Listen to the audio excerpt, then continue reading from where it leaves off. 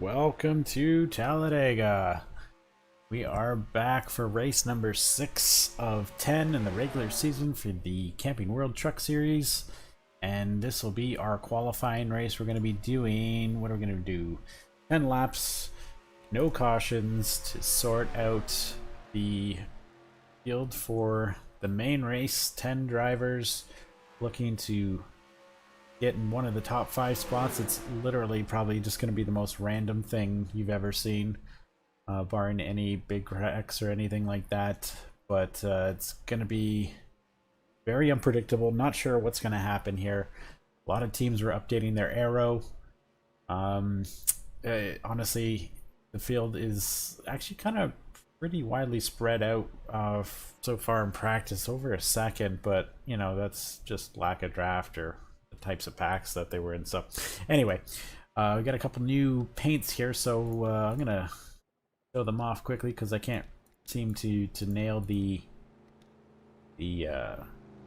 pace lap down with these trucks because it's so quick. But we got the Old Dominion Freight Toyota Tundra here of Carson Hubbard's finally got his sponsor colors, and I think this ride looks fucking sweet. Pardon my language, but this thing looks awesome. Definitely worth the wait from the paint shop at Flow Car. Good job. And I think this is kind of a throwback to what Mike called his favorite NASCAR driver of all time. I honestly, the name is slipping my mind, Mike, so if you're watching, I apologize. But yes, this looks like a carbon copy of one of Mike's NASCAR heroes. We got another paint out there. Oh, the 45 here of Peterson. We got a Lionel Racing Dodge Ram. Boom. How do you like them apples?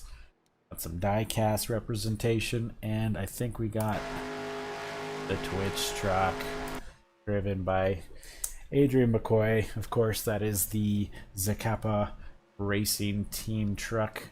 Gonna make his second start of the season. And honest to God, I know you guys think maybe some of these sponsors are not randomized. I swear on my mother, this was totally randomized. But it is so fitting that it goes to Irvin's teammate, the man who does all the Twitch broadcasts for us. It's fitting. It's so fitting, and I'm glad he took it because I think there was more lucrative sponsors out there for him, but he decided to stay loyal with Twitch, and here it is. Anyway, so moving on to most pointless session of the night, qualifying.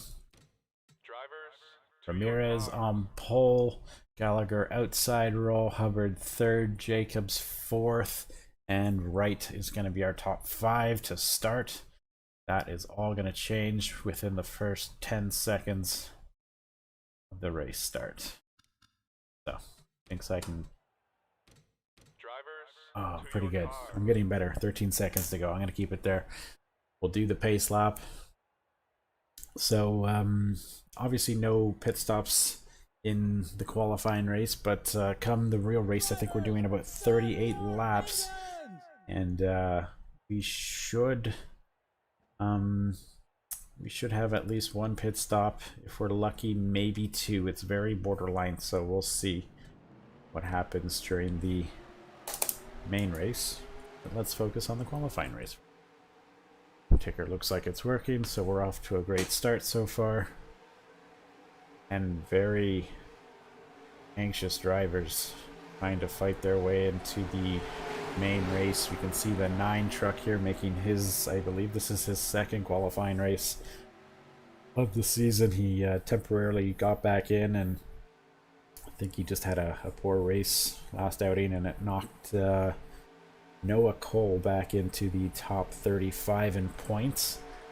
And speaking of points, I've made my life a little easier. In the point standings, you'll notice one of your guys might have an asterisk beside their name, and that's not for rookie standings as normally as a NASCAR. I just made it so it's everyone's charter driver / team with the asterisk beside their name, so it keeps tabs on everything, so you guys can kind of follow it easier, and it's a lot easier for me to organize the qualifying races before each race. So I just thought of that literally today, and I think it's gonna be very helpful and speed things up.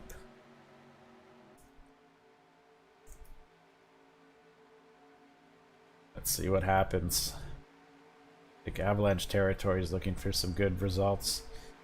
Chris Green has yet to make a official points paying race since he's taken over the driver's seat.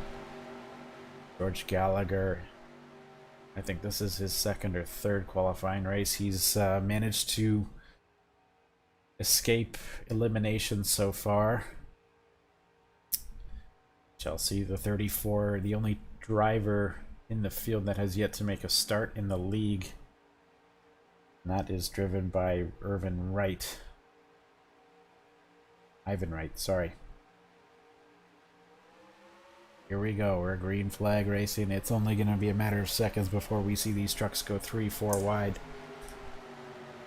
Going into turn 1. It's like Gallagher got the better start, getting pushed by 9's teammate, Jacobs.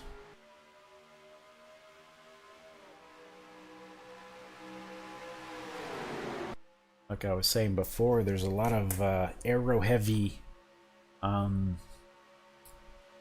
upgrades before this one, and that's pretty obvious that the aero is one of the most important things on a faster track like Daytona or Talladega. Engine obviously being the second most important. Got to make your truck nice and smooth in order to go faster. Looks like George Gallagher is going to lead the first one.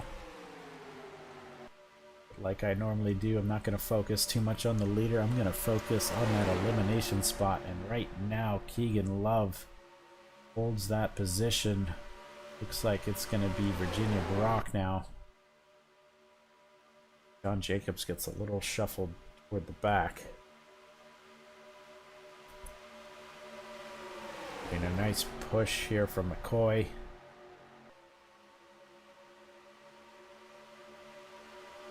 John Jacobs is now back in it. Gonna be very close to the line if there's no accidents or anything like that. This is gonna be a very close qualifying race, the closest we've ever had. Your driver's in the top 5 going into the final lap. I would not breathe a sigh of relief until next lap is complete and they're still there.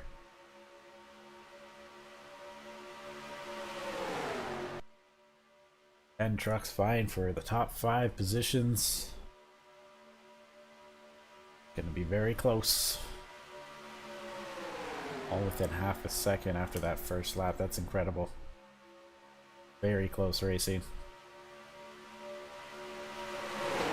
Like we got Matt in the house tonight. What up, Matt? One of the few team owners that can actually just enjoy this race for what it is and see what the other teams are bringing to the race later today. Matt's got his feet kicked up in his trailer, watching on the TV, hanging out, having a beer.